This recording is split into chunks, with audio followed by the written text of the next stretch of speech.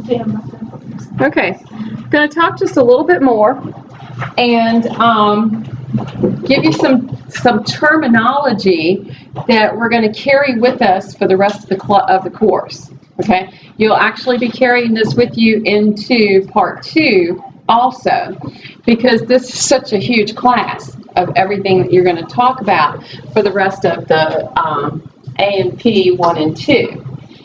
So when we talk about this connective tissue and this extracellular matrix, well, what we're going to see is that there are going to be specialized cells that are going to help produce this extracellular matrix.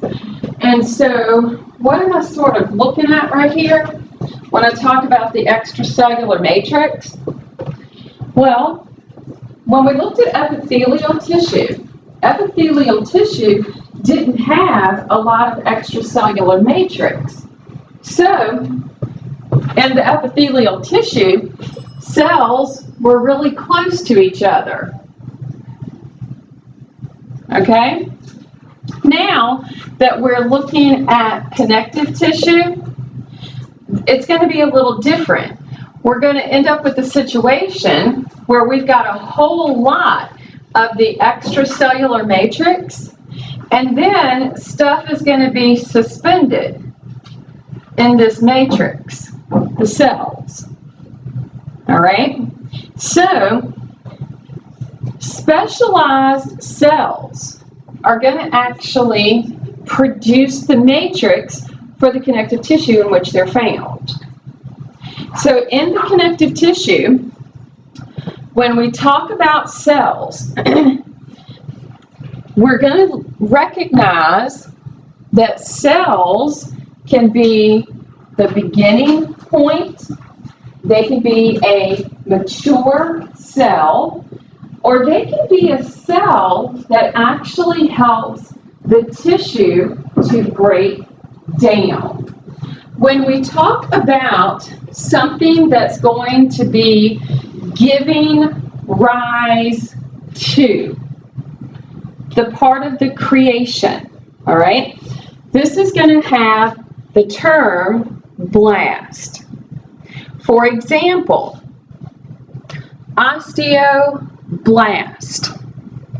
Osteo makes you think about what? Bone. Blast helps give rise to.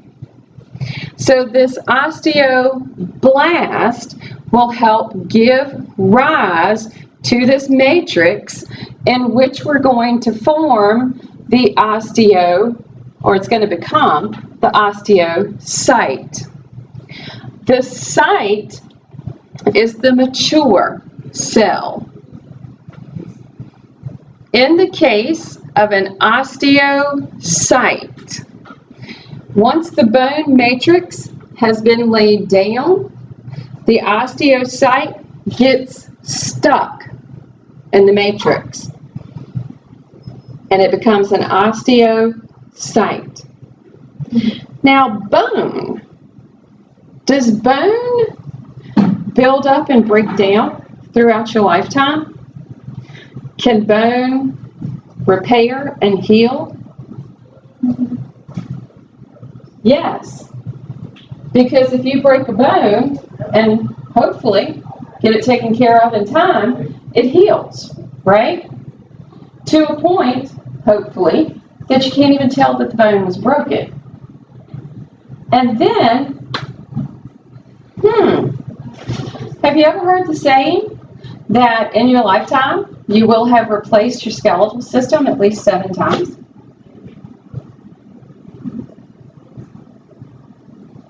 Okay. Let's look at it this way. Itty bitty baby's born. Itty bitty baby's in the shape of a C. Okay? Itty bitty baby has to grow. As it grows, the C shape turns into our S shape that we have. Okay? And itty bitty baby goes from this to this. Okay? Depending. Alright? Does that mean no bone grew? Or does bone grow? Grows and develops. So, bone builds up and breaks down. Trust me, for a whole lot more than just growth. Okay? So you gotta have cells that'll break down the matrix. Anytime you hear clast, that's a cell that'll break down the matrix. And that's an osteoclast. So in this matrix, we'll have cells, and the cells will be a blast, a site, or a clast. There's more, but I'm not going to confuse you right now. Okay? So everybody with me on the matrix, okay?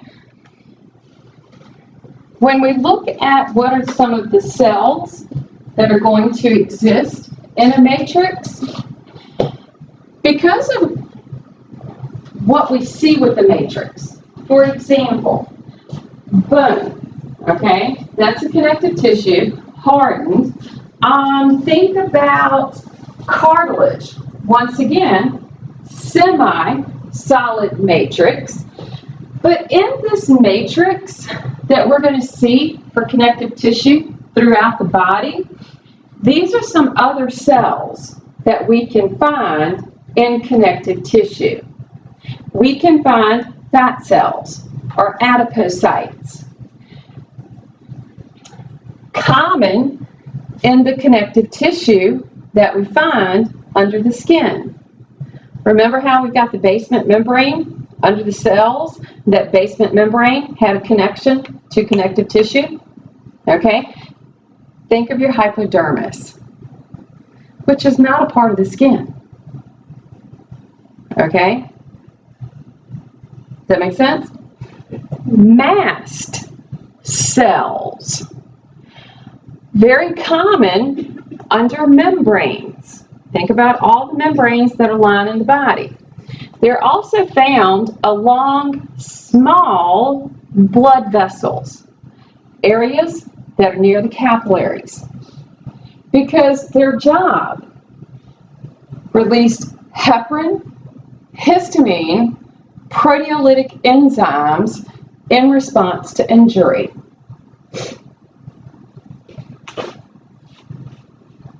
What? They are a cell that if we have a breach, basically something happens, we've got a breach in the skin, and we now are exposed to this external environment. Well, when that happens, hopefully the body doesn't just go, oh, okay. No, the body rushes in with all of these different cells, just don't even get into the process yet, okay? That rushes in to make sure we don't get infected. And these are one of the cells that are going to help to do that. White blood cells. Hopefully you guys are familiar with those. Macrophages. Macro means what? Big or small? Okay.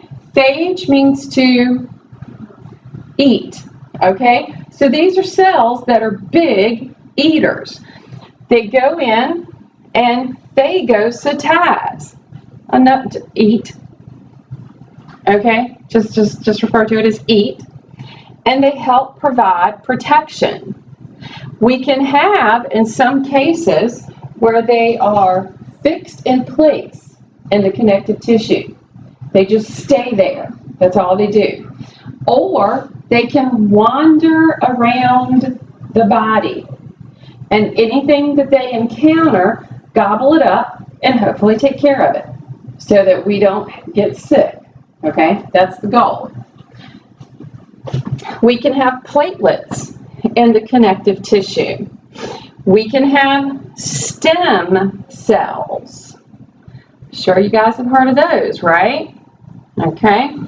Undifferentiated mesenchyme, which is embryonic tissue. Okay. Stem cells simply mean they have not received the chemical yet to become the cell that they're going to become. They wait to be told what they are going to become. We can have fibers that are in the matrix. In our bodies, there are 3 fibers that exist: collagen, elastin, reticular. Now, collagen, elastic, probably heard of, right? Because that's one of the things that they always try to sell us with our beauty products, right? Okay, and then collagen, what comes to my mind is like people who go get it injected in their lips, you know? But then, wait a minute, over time, what happens to that? Do they stay like that? Or does it tell you anything?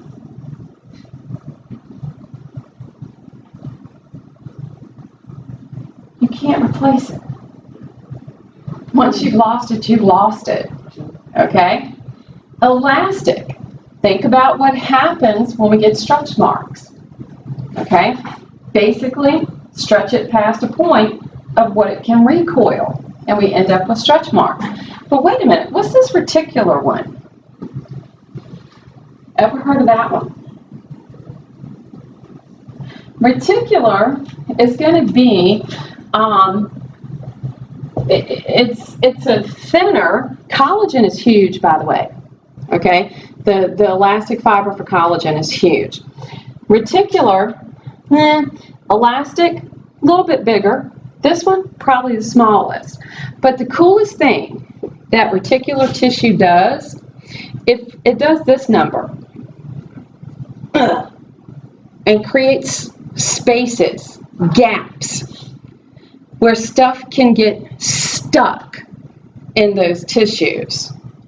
Best example, in a lymph node. What do we think about with lymph nodes? Anything that comes to mind with lymph nodes? Huh? Do we think about our immune system maybe? Okay, and how things go to those lymph nodes, and the lymph nodes can eat it up and get rid of it? Okay, it's because the way that reticular tissue is, stuff can get trapped in that reticular tissue and we can attack it. So these are the 3 fibers that can exist throughout the body.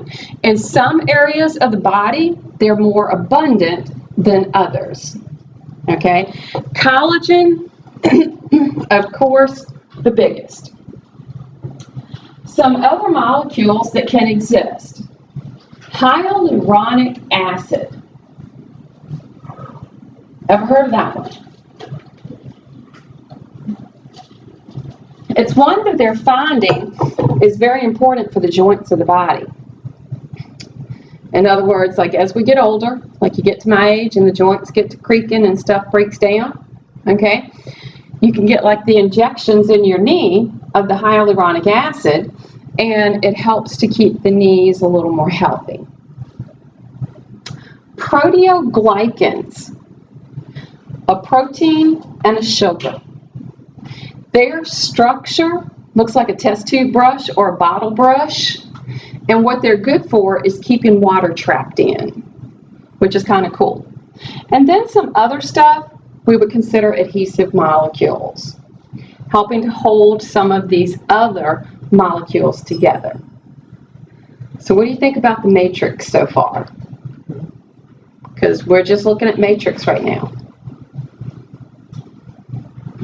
There's a lot that's happening in a matrix, okay?